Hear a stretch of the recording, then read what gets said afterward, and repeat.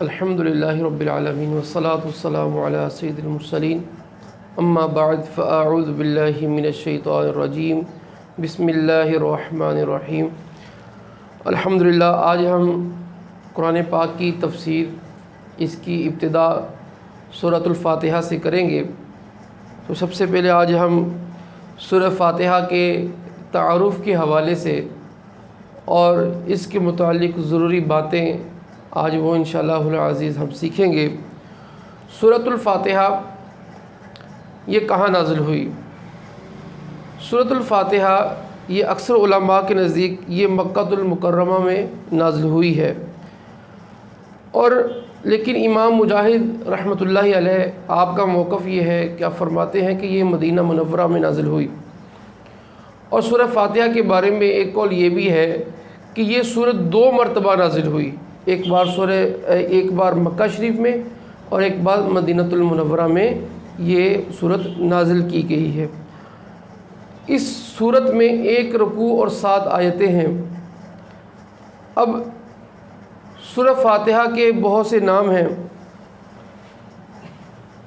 ان میں جو پہلا مشہور نام ہے وہ سورہ فاتحہ ہے، اور سورہ فاتحہ اور اسی طرح فاتحۃ الکتاب یعنی کتاب کو کھولنے والی، ابتدا کرنے والی۔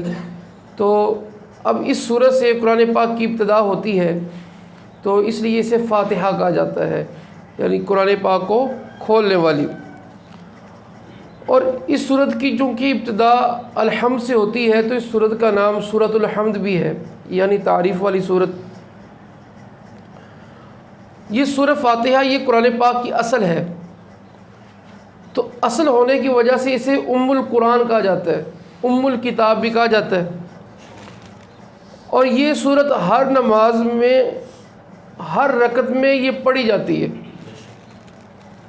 اور یہ سورت کے بارے میں ہے یہ 2 مرتبہ نازل ہوئی، تو اسے 7 المثانی کہا جاتا ہے، یعنی سب کا مطلب 7، المثانی کا مطلب بار بار یا دو بار، یعنی جس کی تکرار ہو۔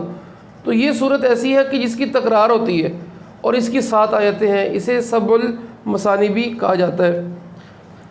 اب دنیا کے جتنے امور ہیں ان کے بارے میں اسے ایک جامع تصور کیا جاتا ہے، تو اسے سورۃ الوافیہ، کافیہ، سورۃ الکنز، یہ سارا یہ نام اس کے دیے جاتے ہیں۔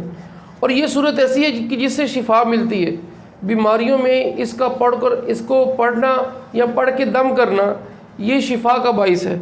احادیث مبارک میں اس کے شفا کے متعلق بہت سی روایات موجود ہیں، تو اسے سورۃ الشفا بھی کہا جاتا ہے۔ اور پھر اس سورت کا نام سورۃ الدعاء بھی ہے، کیونکہ اس کے اندر دعا کا ذکر ہے، تو اس لیے اس کو سورۃ الدعاء کا نام بھی دیا جاتا ہے۔ اور اسی طرح اس کو تعلیم المسئلہ، یعنی اس میں مسئلہ سمجھایا گیا ہے کہ کیسے دعا مانگنی ہے، اس کا طریقہ بتایا گیا ہے۔ کہ سورۃ السوال بھی کہا جاتا ہے، یعنی اللہ سے سوال کیسے کرنا ہے۔ سورۃ المناجات بھی کہا جاتا ہے، اللہ تعالیٰ سے مانگنا کیسے ہے، مناجات کیسے کرنی ہے۔ تو یہ اس کے مختصر سورت کے نام ہیں، سارے نام اسی سورت کے رکھے گئے ہیں، اس کے مختلف معانی، مختلف مفاہیم کی وجہ سے۔ سورۃ الفاتحہ، اس کے احادیث مبارک میں بہت سے فضائل ذکر ہے، اس کی بہت اہمیت آئی ہے۔ ہم چند نبی اکرم صلی اللہ علیہ وآلہ وسلم کی احادیث سے اس کے فضائل سننے کی، سمجھنے کی کوشش کرتے ہیں۔ سب سے پہلے حضرت ابو سعید بن معلّہ رضی اللہ تعالی عنہ کی حدیث مبارک میں ہے کہ آپ فرماتے کہ میں نماز پڑھ رہا تھا، تو نبی اکرم صلی اللہ علیہ وآلہ وسلم نے مجھے بلایا، لیکن میں نے آقا علیہ الصلوۃ والسلام کو کوئی جواب نہ دیا۔ جب میں نماز سے فارغ ہو کر نبی کریم صلی اللہ علیہ وآلہ وسلم کی بارگاہ میں حاضر ہوا، آقا علیہ الصلوۃ والسلام نے پوچھا کہ کیوں نہیں آئے، اور انہوں نے عرض کیا یا رسول اللہ میں نماز پڑھ رہا تھا۔ تو آقا علیہ الصلوۃ والسلام نے فرمایا کہ کیا اللہ تعالیٰ نے یہ قرآن میں نہیں فرمایا، وہ یہ آیت تھی استجیبوا للہ وللرسول اذا دعاکم، جب تمہیں اللہ اور اس کا رسول بلائے تو اس کی بارگاہ میں حاضر ہو جاؤ۔ یعنی تم اگرچہ نماز میں تھے، جب رب کا فرمان ہے کہ جب اللہ اور اس کا رسول بلائے تو آ جاؤ، تو تمہارا کام یہ تھا کہ جب میرا بلاوا آیا تھا تو تم حاضر ہو جاتے۔ تو اب اس کے بعد وہ فرماتے ہیں کہ نبی اکرم صلی اللہ علیہ وآلہ وسلم نے اس کے بعد فرمایا کہ میں تمہیں تمہارے مسجد سے نکلنے سے پہلے قرآن پاک کی سب سے عظیم صورت نہ سکھاؤں؟ تو آقا علیہ الصلوۃ والسلام آپ فرماتے ہیں کہ نبی اکرم صلی اللہ علیہ وآلہ وسلم نے اس کے بعد میرا ہاتھ پکڑا اور کہتے پھر جب ہم نے مسجد نبوی سے نکلنے کا ارادہ کیا تو میں نے عرض کی یا رسول اللہ صلی اللہ علیہ وآلہ وسلم، آپ نے فرمایا تھا کہ میں ضرور تمہیں قرآن پاک کی عظمت والی صورت سکھاؤں گا۔ تو آقا علیہ الصلوۃ والسلام نے وہ صورت جو مجھے سکھائی وہ الحمدللہ رب العالمین یہ صورت سکھائی، اور اس پر آقا علیہ الصلوۃ والسلام نے فرمایا یہی سبع مثانی ہے اور قرآن عظیم ہے جو مجھے عطا فرمائی گئی۔ تو یہ صورت بہت ہی اہم صورت ہے جسے آقا علیہ الصلوۃ والسلام نے عظمت والی صورت کے نام سے اسے یاد فرمایا۔ اور عبداللہ بن عباس رضی اللہ تعالیٰ عنہ کی حدیث مبارک میں ہے، فرماتے ہیں کہ ایک فرشتہ آسمان سے نازل ہوا، اس نے نبی کریم صلی اللہ علیہ وآلہ وسلم کی بارگاہ میں سلام پیش کر کے عرض کی یا رسول اللہ صلی اللہ علیہ وآلہ وسلم، آپ کو ان دو نوروں کی بشارت ہو جو آپ کے علاوہ کسی اور نبی کو نہیں دیے گئے۔ یعنی یہ دو نور ایسے ہیں، یہ صرف و صرف نبی کریم صلی اللہ علیہ وآلہ وسلم کو عطا کیے گئے۔ وہ دو نور کون سے؟ عرض کی یا رسول اللہ، پہلا نور سورہ فاتحہ اور دوسرا نور سورہ بقرہ کی آخری آیتیں۔ تو یعنی آقا علیہ الصلوۃ والسلام کو تو بہت زیادہ نور عطا کیے گئے، دیگر انبیاء کو بھی کئی قسم کے نور عطا کیے گئے، لیکن یہ والے نور صرف و صرف آقا علیہ الصلوۃ والسلام کو ہی ادا کیے گئے۔ یوں ہی حضرت ابی بن کعب رضی اللہ تعالیٰ عنہ آپ فرماتے ہیں کہ نبی اکرم صلی اللہ علیہ وآلہ وسلم نے فرمایا اللہ تعالیٰ نے تورات اور انجیل میں ام القرآن کی مثل، ام القرآن جیسے بھی ہم نے پڑھا کہ ام القرآن یہ سورہ فاتحہ کا نام ہے، ام القرآن کی مثل کوئی صورت پچھلی کتابوں میں نازل نہیں فرمائی۔ یعنی جیسی سورہ فاتحہ ہے ایسی صورت نہ تو تورات میں ہے اور نہ ہی انجیل میں۔ تو یہ صورت بڑی اہمیت کی حامل ہے، اور اس صورت کے جو مضامین ہے کہ اس صورت کے اندر کیا کیا بیان ہوتا ہے، اس صورت کے اندر اللہ تعالیٰ کی حمد و ثنا کا بیان ہے۔ اس صورت میں اللہ تعالیٰ کے رب ہونے کا ذکر ہے، اس کے رحمان ہونے کا، اس کے رحیم ہونے کا، اور نیز یہ ہے کہ مخلوق نے مر کے دوبارہ زندہ ہونا ہے، اور قیامت کے دن اعمال کی جو جزا ہے ملنے کا اس صورت کے اندر ذکر کیا گیا ہے۔ اور اس صورت کے اندر اس بات کا ذکر کیا گیا ہے کہ اللہ تعالیٰ ہی عبادت کا مستحق ہے اور حقیقی مددگار وہ اللہ تعالیٰ ہی ہے۔ اور پھر اس صورت کے اندر دعا کے آداب بیان کیے گئے کہ اللہ تعالیٰ سے دین حق اور صراط مستقیم کی طرف سے ہدایت ملنے کی دعا کس طریقے سے مانگی جائے گی، اور یہ دعائیں اللہ تعالیٰ سے مانگنی چاہیے۔ تو اس صورت کے اندر چند اجمالی چیزوں کا یہ ذکر کیا گیا ہے، لیکن یہ دیکھنے میں تو مختصر نظر آتی ہیں، لیکن اس مختصر کے اندر بہت سے مفاہیم پوشیدہ ہیں۔ اور پھر سورہ فاتحہ کے متعلق جو شرعی احکام ہیں ہماری شریعت میں وہ کیا ہیں وہ بھی آج ہم سماعت کرتے ہیں کہ سورہ فاتحہ یہ نماز میں پڑھنا واجب ہے، امام اور جو تنہا نماز پڑھنے والا ہے اس پر پڑھنا واجب ہے۔ جیسے ہم اپنی نماز پڑھتے ہیں تو ہر نماز میں جو پہلی 2 رکعتیں ہیں اس کے اندر یہ سورہ فاتحہ پڑھنا واجب ہے۔ امام جب پڑھتا ہوگا تو مقتدی کے لیے سورہ فاتحہ پڑھنا جائز نہیں ہے۔ سورہ فاتحہ پڑھنا واجب ہے امام کے لیے، اور جب بندہ اکیلا نماز پڑھ رہا ہوگا تو ابتدائی 2 جو رکعتیں ہیں اس کے اندر یہ سورہ فاتحہ پڑھنا واجب ہوگا، اگلی رکعتوں میں سورہ فاتحہ پڑھنا واجب نہیں۔ یوں ہی جو 3 رکعت والی ہماری وتر ہیں اس کے اندر بھی یہ 3 رکعتوں میں یہ سورہ فاتحہ پڑھی جائے گی۔ اور یوں ہی مغرب کی جو نماز ہے اس کے اندر یہ سورہ فاتحہ پڑھی جائے گی۔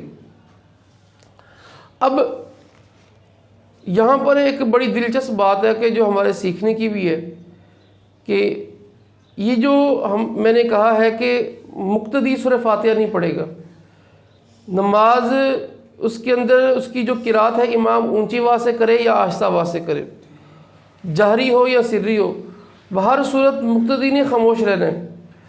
اب امام اعظم ابو حنیفہ رحمۃ اللہ علیہ نے یہ مسئلہ بیان فرمایا، اور یہ مسئلہ انہوں نے خود سے بیان نہیں فرمایا، اس کی قرآن پاک سے دلیل ہے۔ قرآن پاک کے اندر اللہ تبارک و تعالیٰ فرماتا ہے وَإِذَا قُرِئَ الْقُرْآنُ فَاسْتَمِعُوا لَهُ وَأَنصِتُوا لَعَلَّكُمْ تُرْحَمُونَ، کہ جب قرآن پڑھا جائے تو اسے غور سے سنو، اور فرمایا خاموش رہو، خاموش رہو۔ تو قرآن پاک جب پڑھا جائے تو غور سے سننے اور خاموش رہنے کا حکم ہے۔ تو جب امام بھی پڑھے گا اور ہم بھی پڑھیں گے تو ہم نہ تو خاموش ہوئے اس دوران اور نہ ہی ہم نے غور سے سنا، تو لہذا یہ مقتدی کا امام کے پیچھے یہ پڑھنا جائز نہیں۔ اب اسی طرح حدیث مبارک حضرت ابو موسیٰ اشعری رضی اللہ تعالیٰ عنہ سے کہ نبی اکرم صلی اللہ علیہ وآلہ وسلم نے یہ فرمایا جب امام قرات کرے تو تم خاموش رہو، یہ ہمارے نبی کا فرمان ہے۔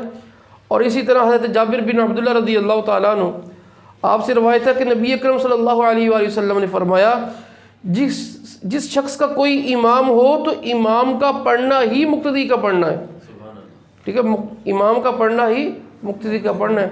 اب امام اعظم ابو حنیفہ رحمۃ اللہ علیہ نے ان احادیث کی بنیاد پر اور قرآن پاک کی آیت کو پیش نظر رکھتے ہوئے آپ نے یہ موقف اپنایا کہ جب امام قرات کرے گا تو پیچھے مقتدی نہیں کرے گا۔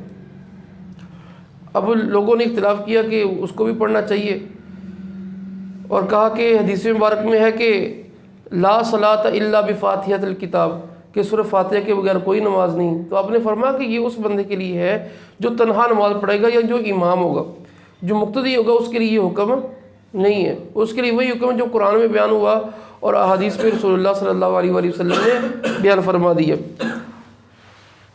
اب امام فخر الدین رازی رحمۃ اللہ علیہ امام اعظم کے حوالے سے ایک واقعہ نقل کرتے ہیں کہ مدینہ منورہ کے چند علماء امام اعظم ابو حنیفہ رحمۃ اللہ علیہ کے پاس آئے اور انہوں نے یہ موقف اپنایا کہ مقتدی بھی پڑھے گا۔ امام اعظم ابو حنیفہ رحمۃ اللہ علیہ نے کہا کہ نہیں، مقتدی نہیں پڑھے گا۔ اچھا، پھر اس پہ یہ طے پایا کہ مناظرہ کر لیتے ہیں۔ جب وہ کافی افراد تھے، آپ رحمۃ اللہ علیہ نے فرمایا کہ تم کافی بندے آئے ہو، سب سے تو میں بات نہیں کر سکتا، سب سے تو مناظرہ کرنا ممکن نہیں ہے، ایک بندے سے بات ہوگی نا، تو ایسا کرو کہ تم اپنی بات ایک بندے کے سپرد کر دو، ایک بندے کو آگے کر دو جو تم میں سے سب سے زیادہ علم والا ہے، تاکہ میں اسے مناظرہ کر لوں۔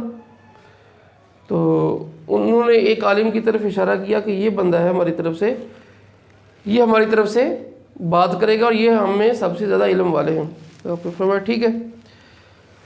تو اب امام اعظم نے پوچھا کہ پھر تم یہ بتاؤ کہ اس کا موقف اختیار کرنا کیا تمہارے سب کی طرف سے ہوگا؟ اس کا دلیل دینا کیا سب کی طرف سے دلیل دینا قرار پائے گا یا تمہاری دلیل علیحدہ علیحدہ ہوگی؟ تو انہوں نے کہا کہ نہیں، جو اس کی دلیل ہوگی وہی ہماری دلیل ہوگی، جو اس کا موقف ہوگا وہی ہمارا موقف ہوگا۔ جب دلیل اس کے خلاف جائے گی گویا کہ ہمارے خلاف بھی جائے گی۔ تو امام اعظم ابو حنیفہ فرمانے لگے بھائی یہی تو میں کہتا ہوں، یہی تو میں کہتا ہوں، جو ہمارا امام ہے اس کی قرات کرنا ہماری قرات ہے، کہ جب کسی کو آگے کر دیا جائے، پیشوا بنا دیا جائے، اس کے افعال پیچھے والے کے وہی افعال قرار پاتے ہیں۔ تو جب امام جب اللہ کی بارگاہ میں کھڑا ہو گیا تو اس کی قرات کرنا وہ ہمارا قرات کرنا ہے۔ تو وہ سمجھ گئے کہ آپ کا موقف درست تھا، یعنی آپ نے مناظرہ کس انداز سے کیا، اللہ تعالیٰ نے آپ کو کیسی ذہانت سے نوازا کہ دیگر دلائل دینے کی نوبت آنے سے پہلے وہ یہ بات ماننے کے مجبور ہو گئے کہ نہیں، آپ کا موقف ہی درست ہے۔ تو سورہ فاتحہ یہ نماز میں پڑھنا واجب ہے، اور کن صورتوں میں واجب ہے یہ بھی ہم نے سن لیا۔ اب نماز جنازہ کے حوالے سے بھی مسئلہ پوچھا جاتا ہے کہ نماز جنازہ میں سورہ فاتحہ پڑھی جائے گی۔ بعض لوگ نماز جنازہ میں سورہ فاتحہ پڑھتے ہیں، تو ایسا درست نہیں ہے کہ سورہ فاتحہ کو اور بعض یعنی جس طریقے سے نماز میں سورہ فاتحہ پڑھتے ہیں اس طریقے سے وہ نماز جنازہ میں سورہ فاتحہ پڑھتے ہیں، تو یہ درست شرعن طریقہ نہیں ہے۔ ہاں البتہ اس کا طریقہ صرف اور صرف یہ ہو سکتا ہے کہ اگر کسی کو دعا یاد نہیں ہے، جو نماز جنازہ میں مرد و عورت کے لیے پڑھتے ہیں، بالغ یا بچے کے لیے پڑھتے ہیں، اگر وہ یاد نہیں ہے، یاد ہونی چاہیے، لیکن اگر بالفرض یاد نہیں ہے تو وہاں پر سورہ فاتحہ کو دعا کی نیت سے پڑھا جا سکتا ہے، تو وہ بھی دعا کی نیت سے پڑھا جا سکتا ہے، لیکن قرات کرنا جس انداز سے نماز میں ہوتی ہے تو یہ اہل سنت میں ہمارا یہ نظریہ نہیں ہے کہ سورہ فاتحہ کو اس طریقے سے پڑھا جائے جس طریقے سے نماز میں امام جہری انداز سے پڑھتا ہے۔ تو یہ اس کے بنیادی مضامین تھے جو عرض کیے گئے۔ اور پھر سورہ فاتحہ کے بارے میں بہت سا کلام علماء نے لکھا ہے کہ یہ سورہ فاتحہ یہ دعا ہے، جسے سورہ دعا کہا گیا، اس میں دعا کا ذکر ہے۔ تو اب اس میں بندے کو یہ ترغیب ہے کہ بندہ جب کوئی چیز حاصل کرنا چاہے تو اپنی ابتدا دعا سے کرے۔ جیسے سورہ فاتحہ کے بعد آگے پورا کلام ہے، تو اگر ہم اس کو حاصل کرنا چاہتے ہیں تو ہم اپنی ابتدا دعا کے ذریعے کریں گے، یعنی گویا کہ یہ کہا جائے کہ یہ دعا ہے اور اگلے والا کلام اللہ کی طرف سے جواب دعا ہے، کہ بندے نے دعا مانگی اور اللہ تعالیٰ نے بندے کو وہ کلام عطا فرمایا ہے۔ تو یہ قرآن پاک کا حصہ، لیکن ہمیں یہ تلقین کی گئی ہے کہ اگر رب کا کلام حاصل کرنا ہے، اس کا علم حاصل کرنا ہے، تو اس کی ابتدا دعا سے کی جائے گی۔ تو ابھی اسی ترتیب سے آگے جو ہم سورہ فاتحہ کے جو مضامین ہیں اور اس کے جو معانی ہے وہ انشاءاللہ العزیز کل سے ہم سورہ فاتحہ کی ابتدا کریں گے، اور تقریباً روزانہ ہم 3 سے 4 آیتیں، یا کبھی اگر موضوع لمبا ہوا تو اس کی مناسبت سے اسے کم بھی کر دیں گے۔ تو اللہ تبارک و تعالی ہمیں روزانہ قرآن پاک کی تفسیر سیکھنے کی توفیق عطا فرمائے۔ آمین بجاہ نبی الامین صلی اللہ تعالی علیہ وآلہ وسلم۔